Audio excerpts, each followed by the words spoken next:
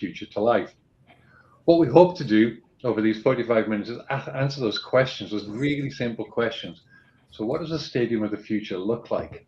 But most importantly, why does it look like that? And how does it come to reality? It should open a whole host of questions and comments and ideas. And then every time I do a webinar, I have one major ask. It's quite a simple thing. And that one major ask is this. There will be somebody on this webinar that will have a fire in their belly that goes, I really like that webinar. I'm really quite curious and I want to know more. And if I achieve that, then this webinar will be a major, major success. So hopefully many of us watched the match yesterday, and we kind of watched it and then watched it and then watched it again. But the thing that is good from the World Cup perspective, I did some research about what the World Cup has actually achieved. I did that kind of AI request, give me some really good tangible examples of what the World Cup has meant to people. And I got these three examples and it really resonated exceptionally well with me. I love the expression. It turned out to be far better than I ever imagined because of the experience, because of a once in a lifetime experience. It taught the whole kind of community together. It kind of brought people together that would never meet before.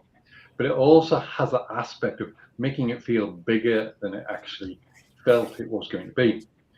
The reason why I like that is because when you think about what technology has done to help make this happen, has been quietly immense. If you look at some of the stats and figures about what technology has done to help with this experience, is absolutely phenomenal. So when you think about the stadiums of the future and you think about the next World Cup, for example, it could be quite mind-blowing about exactly what's going to happen and why it's going to happen.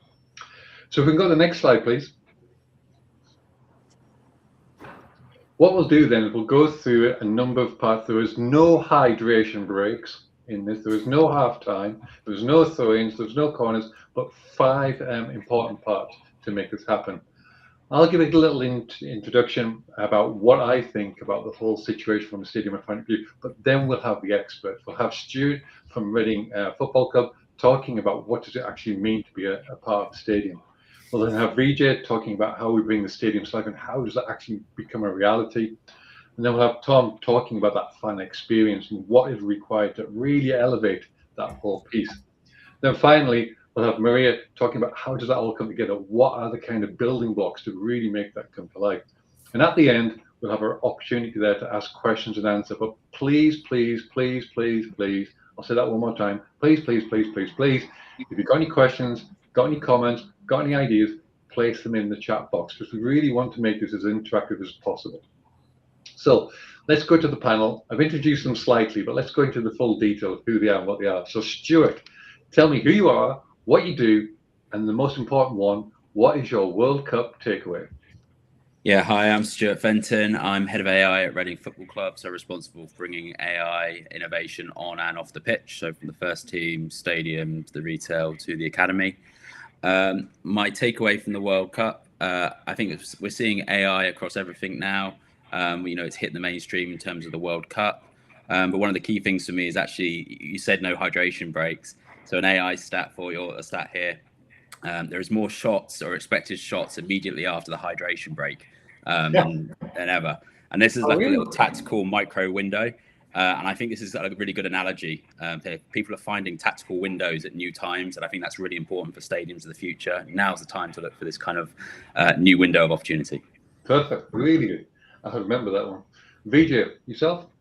Sure. So it's Vijay Sodiwala. I'm the Commercial and Business Development Director at Wireless Infrastructure Group, and we're in the business of connecting people and places. And I was absolutely fascinated during the World Cup about how technology has been used throughout the stadiums to try and sort of bring the whole crowds together and enable a lot of the social media activity that has driven, I guess, what you're saying, what you said earlier on about this sense of community around the world. Perfect. And Tom? Hi everybody, I'm Tom Bowers. I'm the founder of Hypothesis Media. We are a fan engagement consultancy operating at the intersection of content and tech for live sport and entertainment. And I suppose my takeaway, I think the America model of fan engagement has been really put on the map from the World Cup. showcasing how really to put on a spectacle. And I think that sort of stage and platform has been really exciting to kind of elevate how you should think about fan engagement from the moment they come into the stadium right the way through to the moment they leave. So I think it's really made people kind of sit up and go, oh, we want to have a bit of that. So I think the timing's really, really good. It's quite infectious in some respects, do you think? 100%. Yeah. Good. Certainly started a lot more conversations on this side of the pond, I think. Good. And Maria, last but not least.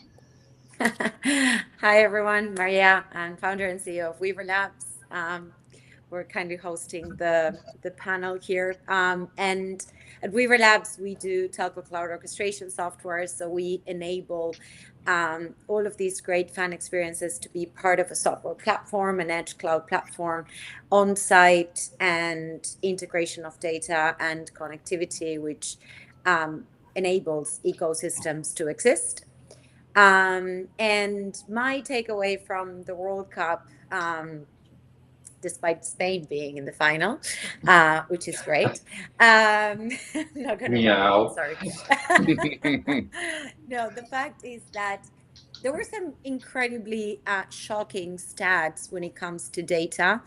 So Verizon has said that up to 50 terabytes of data were pushed out from a stadium in a single game. Wow.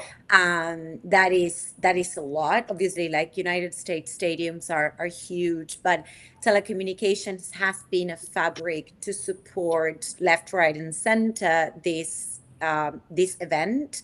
Not only public networks that had to be strengthened like 2 or 3 times to allow for the capacity. Private networks have been deployed across the 16 venues to support low latency body cameras from the refs. And network slicing has been used across both private and public networks to support the variety of use cases. So when in the telco industry, when we talk about all of these things and then we think like, oh my God, when are they going to happen? It's like they are happening. And a bit to Tom's point, when, you know, in this side of the world, people are saying like, well, who's actually going to pay for that? Well, tickets were not cheap. And there was a lot of argument that stadiums were going to be empty. And because there was a show and there was a spectacle, stadiums were not empty. So that means that if you give the experience, if you invest in the experience, people are going to turn up and are going to enjoy it. Really good. You just really set the scene of what's going to happen. Thank you, Maria. Thank you. So let's go to the next slide, please. And this is a funny one, but I love it. This comes about from a whole bunch of conversations. I've been a part of Weaver Labs now for 3, 4, 5 months. I can't remember. I mean, it's time travels fast when you're enjoying yourself, so to say. And somebody said to me after doing a few introductions about what Weaver Labs is and CellStack, they said, Peter, you kind of summarized it as a cheesecake. And I thought, okay, let's go with this. Let's do what we mean by a cheesecake. And apologies about the blue cheesecake. I found it. I couldn't do anything about it. AI wouldn't let me change it to pink or orange or anything. We've got blue cheesecake. The chap said to me very simply, the cheesecake and CellStack and the whole football stadium of the future are intertwined. On the ground, you've got the kind of solid foundation of all the different types of things bringing together for nice connection. And that connection is bringing it all together. And if you have a weak foundation, then those connections can't happen. But what's needed in the middle is you need all those things coming together. And that's where the orchestration happens. But at the end, the outcomes are probably the most important pieces. All those data feeds are coming together. They've been orchestrated extremely well. But what's happened as a result of all of having that data available at your fingertips, so many things you can do about the experiences, about the operational efficiency, about new opportunities. It's massive. So think about it as a cheesecake, Peter. Think about having a really strong foundation where all that data is kind of combined through a very strong network. Then it's very well managed. But as soon as it's well managed, putting that AI layer on the top, you can find out so many new insights about what's possible in the stadium.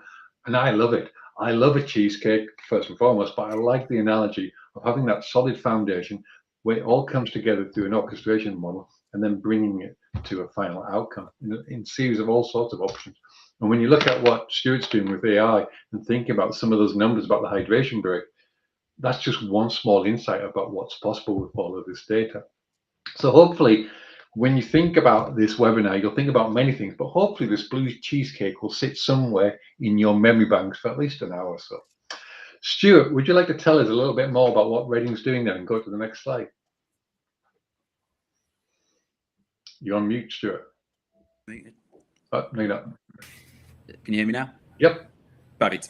Yeah, so I joined Reading last season, so about a year now into the role. Essentially, my remit and job is how do I innovate on and off the pitch at a League One level, which is a lot more difficult than doing it probably at a Premier League or Champions League level. We don't have the huge budgets to be able to do huge digital transformation projects. So essentially, it's highlighting projects and working on projects that have the biggest ROI for us. As I said, I look on and off the pitch. So obviously, from a first team perspective, we do the tactical and set piece analysis. But today, we'll talk about the kind of the fan engagement and the smart stadium side. So the big thing that we consider is kind of the changing fan. So one of the big things that you'll hear in football and AI from the fan engagement is kind of like hyper personalization. We want to try and personalize how we do things, but it's also understanding the fan base that we've got and making sure that we're catering for everybody's needs. I kind of break it down into 3 different kind of sets of fans. So we have the terrace generation, the fans that have been there for a long time, like things in a certain way. If they've always been coming and they like it and they don't want to change, they're fearful of change. They've been loyal fans for a long time. The match day is kind of a tribal relationship they have where they enjoy the walk. They go to the same pub every time. They buy the program. They like the physical ticket. We have their loyalty kind of bought in for life. They are tolerant of things like queuing and paper and kind of a one-size-fits-all comms, because that's what they've been used to and that's what they've been brought up and that's how they've fallen in love with the team. So it's something that we're very considerate of. When we bring kind of digital transformation or AI into the club, it's making sure that we don't forget the fans that are already there and some things that they already like. But we need to understand that the dynamic of the fan is changing. So we need to try and modernize as a team and how we try and move forward. So we kind of move to that new streaming generation, the kind of the on-demand fan. It's all about attention for them. They don't just follow the team. They follow players, they follow stories, they engage with us kind of all the time. They're looking at things like fantasy football, gaming. Football isn't just a Saturday thing for them. It is a 24/7 thing. So we need to make sure that we do things that are mobile first, from the ticket, the food, the engagement side. It's looking at how do we work with these fans? How do we understand, what they respond to and what the best way of communicating with them is. And I think that leads on to like the AI native fan. And that is something that is coming. AI won't be innovation for them. It will be expected. It is, I talk about, the fans in the next 5-10 years where, it is a bit like 5G or internet, it's expected from birth now. It's not a new thing. It's not innovation to them. That's just life. They've grown up in an environment. Is this a generation thing though, Stuart? Are there going to be mixes within the demographics? Absolutely. Yeah. Okay. And that's one of the challenges we have in football, that you want to accommodate everybody, but you also need to accommodate a new growth of fan and new younger fans coming into the game. You will have seen from the AI World Cup that, for the first time ever, I think we're going to have a halftime show. That's not something a lot of fans or normal fans would like, but it's hitting a new demographic that want to see these type of things. So we have to make sure that we as a club are catering for everybody. And, this AI native fan will have zero tolerance for things, buffering, generic communications. They don't want to just get one newsletter. They want a hyper-personalized newsletter. They want hyper-personalized content delivered to them. They want hyper-personalized deals being given, because that's what they're getting in real life. That's what they're getting in the real world. Everything is being designed that's kind of on demand, is being personalized, and we need to make sure that from a stadium and football perspective, we're giving the same experience. How are you doing that? How are you generating the requirement, and how are you sort of like working out what it is they want, rather than sort of the build it and come approach? What are you doing to really make sure that you've tailored the experience to what they actually want? Yeah. So we have fan advisory groups that we work closely with that can help us give an insight into the game, into the match day experience. We have supporters trust as well that we take a lot of guidance from. The one thing that we're quite clear is we can't change everything overnight. It has to be a journey. Again, I always say AI is not a light switch. We're not going to flick it and suddenly be the world's most engaged team that's delivering everything perfectly. But we are taking on from the fans, how we can improve the match day experience, how we can deliver comms better, and just trying to tailor things for them. Again, not an easy task, not a quick task, and a lot of it is getting a base understanding of what they want, but getting the data infrastructure in place as well. So I think if you go on to the next slide, I think I go into a bit more detail there. Yeah, so one of the big challenges that we have, as football has in general, really, is the fans know us, but we don't really know the fans.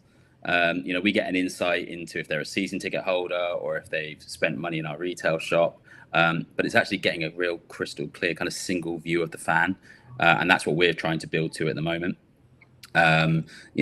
Historically, we call it like the anonymous fan. It's somebody that we just know from they come to the game, they bought this, nothing else. We don't know any of the kind of things they want, things they like, buying habits. Where we really want to get to is kind of building the infrastructure and the data kind of in place that we really understands what our fans want. And one of the biggest challenges in football is, we can put some great things in place, but unless we win, and we're seeing this from the England side, they're still, they're not going to be that happy. So it's like, what can we do to make things happier? How can we try and win on the pitch, but equally try and win off the pitch as well and put the right things in place? And it's understanding the right details and the right data around that. And, that's things like, our retail and food and beverage, having an app that's in place that we can essentially communicate and understand our fans better with, having the connectivity in the stadium. I always say AI should be like connectivity. It should be invisible. It should just work. We want frictionless AI, frictionless connectivity, where people come in, it's seamless, it works, it's not a thing. Because if it stops working, it's a bit like, if you go on a train or something, you can't get Wi-Fi or you can't get connectivity, it becomes a real problem. We see the same for AI and the connectivity at the stadium. We just want it to be seamless. And we're beginning on our journey with that now. And then how do we engage with the fans better? What can we do? How can we do things like personalized offers? How can we get a better understanding so we can reach out to our commercial sponsors as well? Obviously, a huge income generator in football is around sponsorship. We can be a lot more targeted with our sponsors if we understand the fan base that we have. I mean, we have the most affluent fan base in the EFL. But having that insight allows us to go to sponsors and say, right, here's the typical sponsor we should go to, who are trying to hit a different demographic, and how we can kind of create lifetime value. We really see a huge opportunity to drive new revenue into the club, but we can only do that and be in a position to do that if we understand the fan. And once we understand the fan, that will allow us to drive new revenues into the club, make it a better experience for the fans and ultimately for the sponsors as well. I mean, you've mentioned two things in that discussion, which have really got my attention, is that there's a whole journey in this discussion, there's a whole demographic in this discussion. You mentioned the personalization point of view. So what we're saying from a stadium point of view is not a one size fits all. It's a very modular, flexible, scalable requirement that's needed. So we do have that fan feeling that he's living and breathing what he expects, kind of thing. Yes. Yeah, football's a 24/7 thing. You need to be knowing the fans at all times, not just on the Saturday. That's a really good quote. I'm going to have to use that one in a LinkedIn post sometime. I'll give you that one. Thank you. Yeah. Stuart, I just have one query, which one of the things that comes up quite often when we talk to stadium operators and clubs is this sort of word of placemaking, making sort of, it more than just a stadium. Yeah. I'm sure we'll talk about it a bit later on. But what's Reading doing about that in terms of, obviously you mentioned about sort of, the entertainment during halftime. What else are you doing to broaden and diversify, I guess, revenues? It's the name of the game, I guess, isn't it? So what's happening there? Yeah, so we're doing things like new fan zones where we can try and engage the fans, bring in local suppliers. Right. We're actually creating an AI center of excellence at our stadium as well, so that we can engage with local businesses and local startups, academic institutions that want to work in stadium technology and sport tech. So we're trying to really be a kind of a sport tech place, going down the placemaking route. We've seen the success that things like Wrexham have had from an economic growth perspective. Wrexham is the ultimate fairy tale story in terms of football. But actually, when you look at the economic growth and prosperity that's come on the back of that, it shows you the influence and amplification football has. We see ourselves as an anchor tenant in Reading. It's how do we grow that even bigger and do it with the local community so everybody benefits. Tom, can I bring you in just from your fan experience point of view? Is there any reflections on what Stuart said? I think it aligns very closely with what sort of we're discovering. I mean, the demographic, the younger demographic, or the fan of the future, which is not really the fan of the future, it's a fan of now, where they might not have as much sort of disposable buying power to change kind of the infrastructure as it stands today. But in terms of how they're already engaging with the sport is very interesting, kind of that merge over into what their demands are, and also how fickle they can be in terms of aligning their allegiance. I mean, I've seen examples recently where a fan will go to a venue, particularly now stadiums are offering concerts and things like that, and where the younger fan will go to that infrastructure. They find out, say, it's Tottenham Stadium. They might have been a West Ham fan before, and they go there and they go, oh, this venue speaks to me because it's much more digitally connected. There's more screens. It speaks my visual language. So they will move over alignment with who they support because of the stadium infrastructure. So I think it's really interesting of kind of how we need to cater for that. Yes, there's finances and budgets that are potentially blockers, and we need to look at different revenue models to make that happen. But this is a reality. This is how the fan of the future is. They're very transient. They're following individuals rather than teams as influencers, and their behaviours are different. But like what Stuart said, you do have to respect where the legacy is currently and overlap this with the way that the trends are moving. So there is a definite balance, but we're seeing a much more. I think the World Cup has definitely helped escalate that and put that on a platform as almost like, well, they're doing it in the US. Why are we not doing it here? So I think that's really warmed the appetite of a lot of the things that Stuart just mentioned. About how you engage that fan, make it more personalised for the individual. These are going to be hot topics moving forward. Good. Vijay, should we move to yours? Yeah, absolutely. Yeah. Thank you, Stuart. Thanks. So we'll go to thank you. So just a little bit of background about us. We're the Wireless Infrastructure Group. We're the UK market leader for indoor mobile connectivity. We've deployed solutions across a whole variety of real estate. So that sort of includes some of the UK's largest shopping centres, places like Westfield Stratford, Westfield London. We've also deployed this sort of technology to airports, Manchester, Luton, Stansted, hotels such as the Dorchester, the Ned, and a variety of others as well. We do offices, but of course, sort of stadiums is what we've talked to, is the subject matter today. And we've deployed our infrastructure into some very, very large stadiums, such as Murrayfield, Scottish Gas Murrayfield, Anfield, Lord's Cricket Ground, and very recently Craven Cottage as well. Bringing a stadium to life, I guess, is really what we do in terms of sort of getting that connectivity in place and connecting people to the place. In this case, a stadium is really sort of is one of our sort of key USPs. And I guess sort of what I'm going to play right now is a short video that sort of describes the challenges and what we actually do to address those. So if we just move on to the next slide, hopefully that video will play.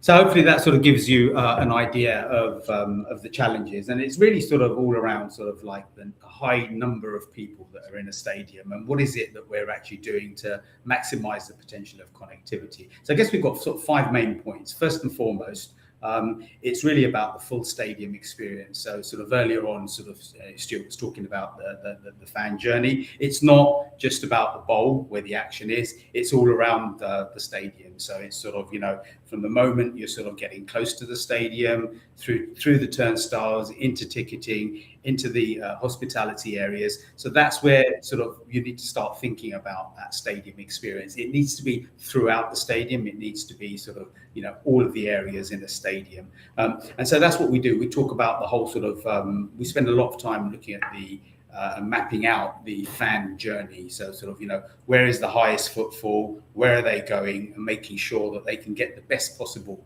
mobile connectivity wherever they are in the stadium.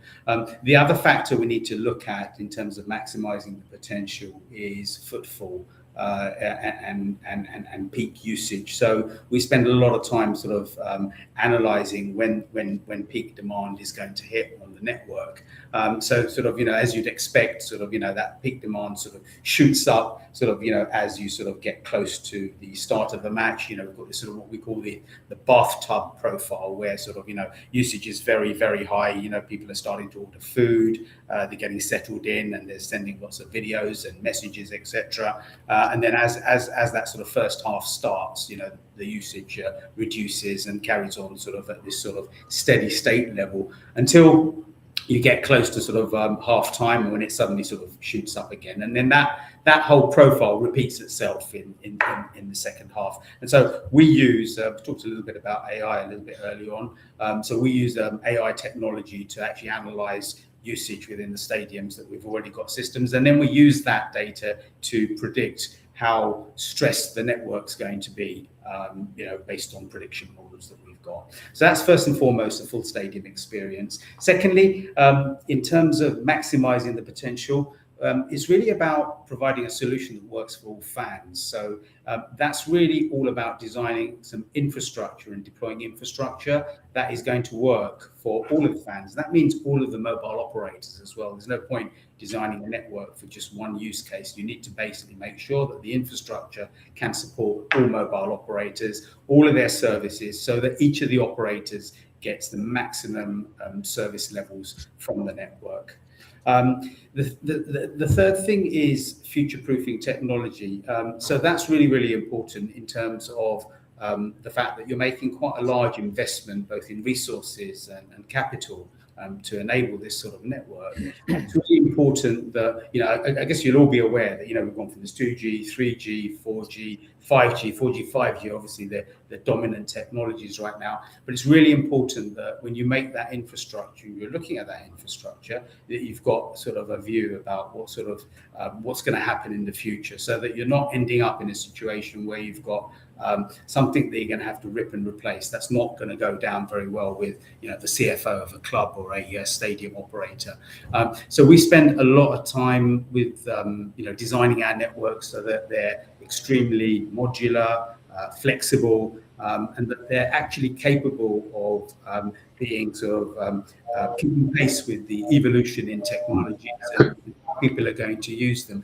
In particular, mobile operators are obviously changing technologies, and you've got to keep pace with that and the way they use spectrum to deliver their services. But venues themselves are thinking about sort of new things to do in the venue. So Stuart just talked about fan zones and developing those. And actually, that's really important, that the network is able to extend very easily to address those. Vijay, I just need to interrupt slightly. There's a really good question from a chap called Kevil, who's saying, what's the breaking point where stadiums simply can't ignore the infrastructure upgrade anymore? It kind of links to your future-proof technology discussion and your kind of fan requirements. What's your response to that? Yeah, sorry, what was the question again? Just repeat it, Peter. What's the breaking point where stadiums simply can't ignore the infrastructure upgrade anymore? Yeah. So I think what's going on is you've got two things. If you've got new stadiums going up, then that actual sort of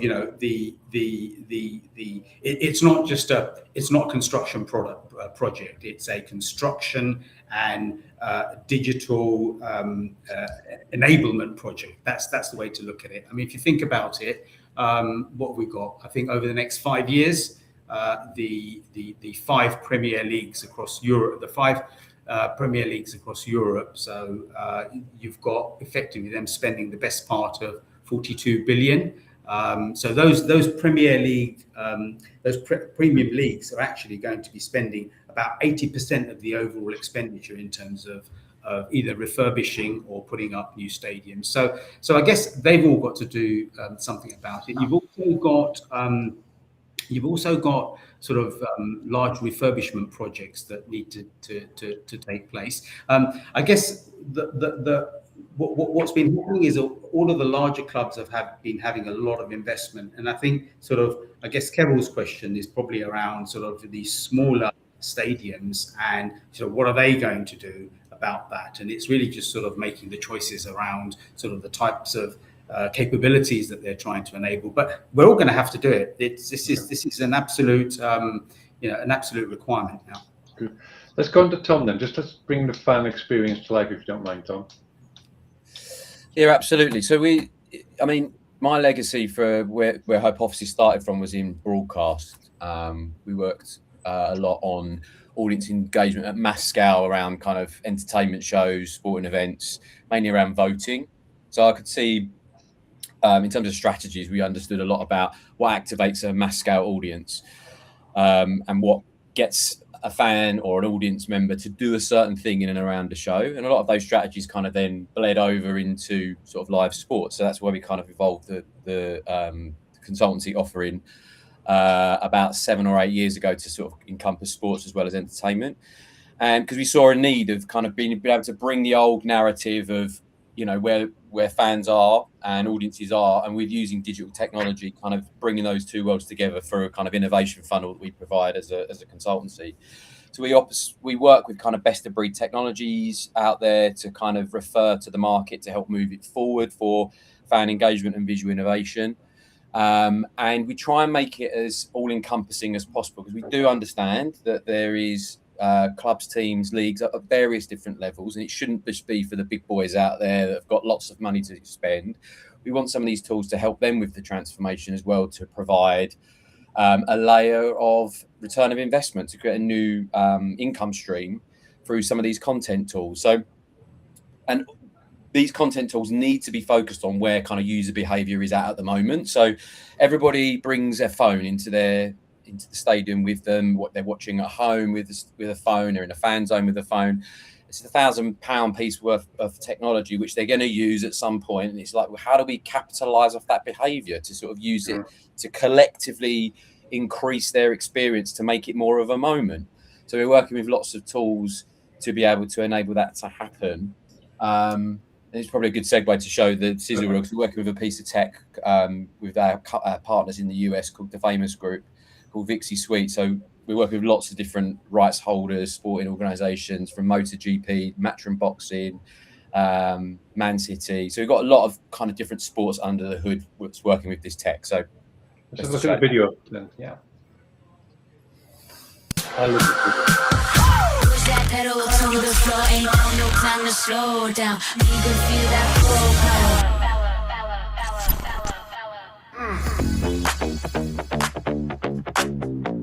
Take your phone out, scan the QR code, and be a part of our next live selfie cam.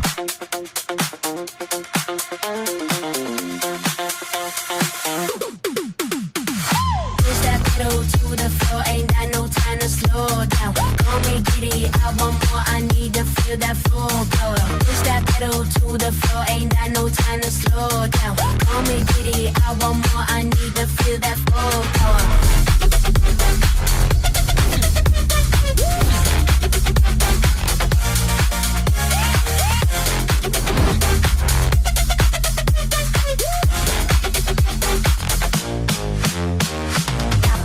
Push that pedal, push that, push that, push that pedal, push that, push that, push that pedal to the floor.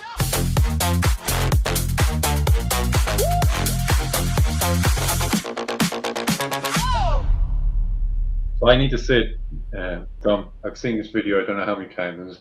I love it for 3 particular reasons.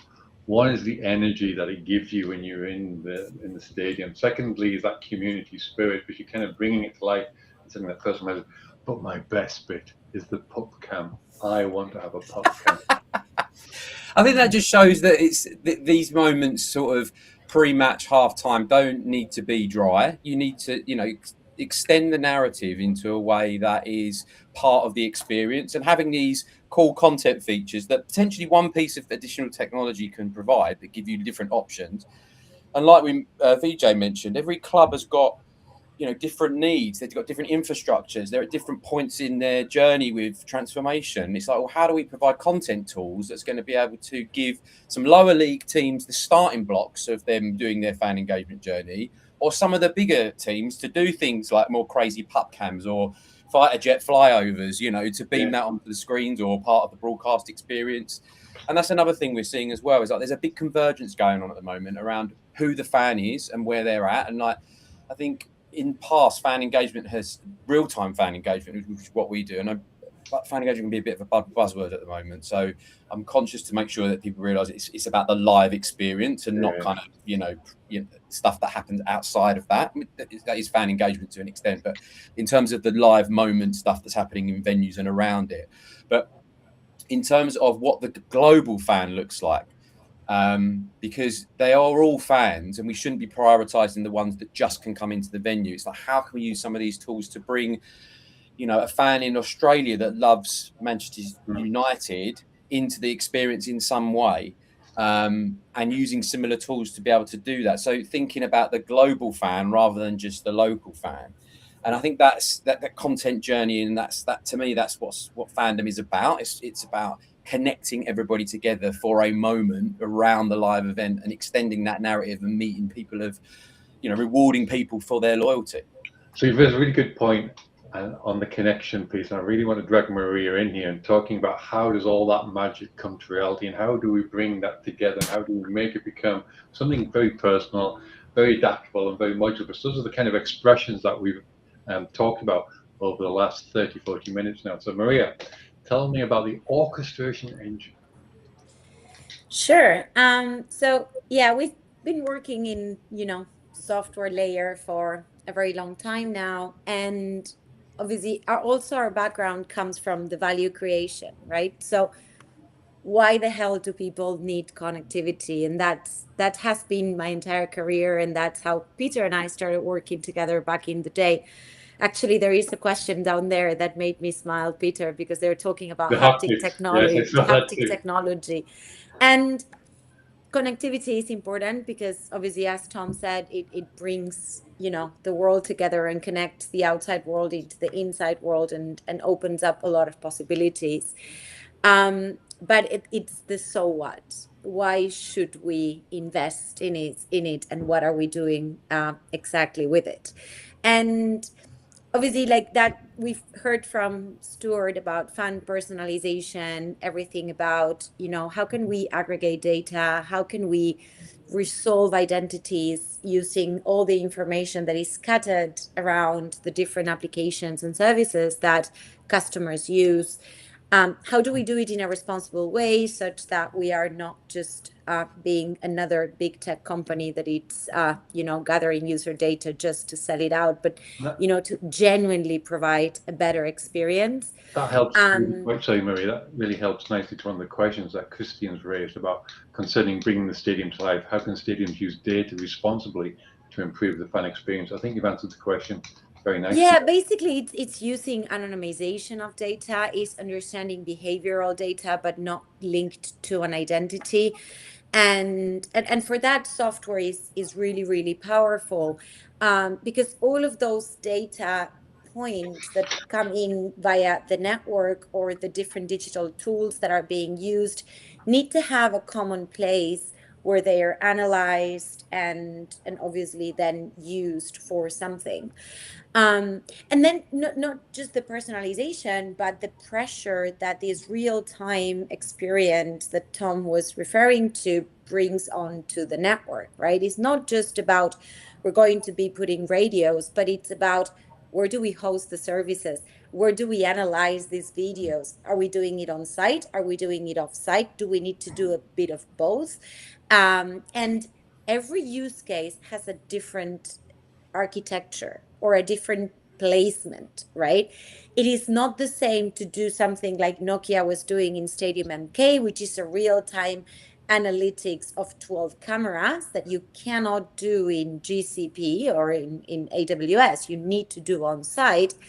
And it is not the same as loading a selfie and putting it onto a screen, right? That requires a lot less immediacy, right? Action, reaction. So the physical foundation needs to support the capacity of the network, but also the placement of all of these services and how do we onboard the services fast.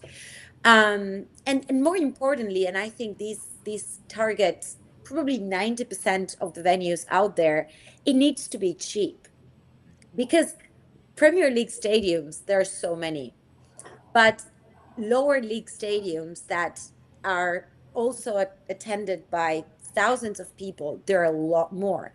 And currently in the market, we see that there are opportunities for the big guys, but there are some guys that are kind of like squished in the middle that want to prepare for a very good experience to their fan base, but they just can't access things at scale. And that's where the digital foundation plays an important role, is in making all of these ingredients happen together at a lower cost base, because everything is based in software, it is cloud native, and it is based on modern architectures. Can we move into the next slide, please? So this is kind of how it would look like with your classic, technology, hardware technology that Vijay would come and put into a stadium, but with a software layer that integrates applications and also makes that network quite easy and fast to deploy. So you would have a private 5G network or any sort of connectivity layer that it's delivering that capacity, but then an edge cloud that is hosting all of that application, that is gathering the data, that it is providing that experience, and it is analyzing that data in real time. And that edge compute needs to be created and tailored for every customer, right? It becomes kind of like an operating system of the stadium. It is a digital layer that enables the business strategy rather than a one size fits all, like once every stadium has the same, right? And that's why we do so many partnerships with companies like Hypothesis to bring in cool applications that deliver that value.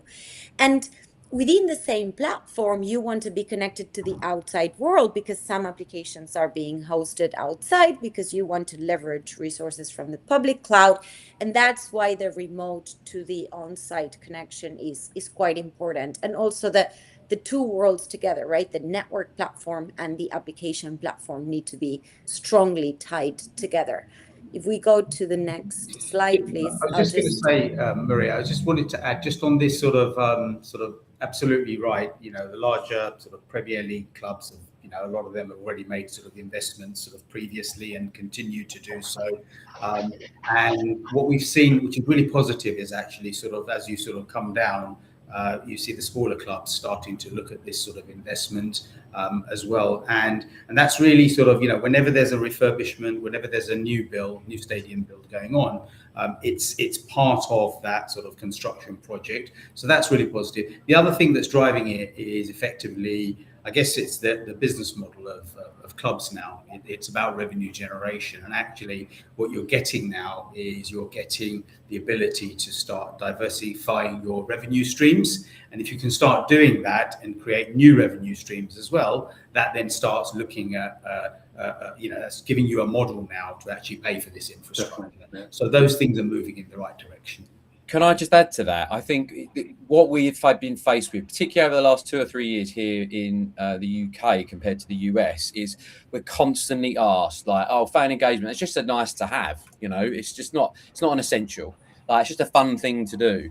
And constantly we're looking for the ways to underpin this for return of investment, so clubs earn an independent revenue stream. And I think this is why this webinar is so important, because having the connections between the infrastructure and the content piece and how those two correlate in order to provide that data and insight around audience behaviors and engagement with the content elements, I think is golden, because you'll be able to tell things like, you know, if away fans come in, you know, certain parts of the venue and they're engaging, be able to say, well, X% of the away fans engage with the content experience on the screen. So then you'd be able to know that they are interested more as a club, that they want to engage with this kind of stuff. They don't have it already. And it's that layer, those layers of insight that can be super important as things become more seamlessly connected. I think they're so fragmented at the moment.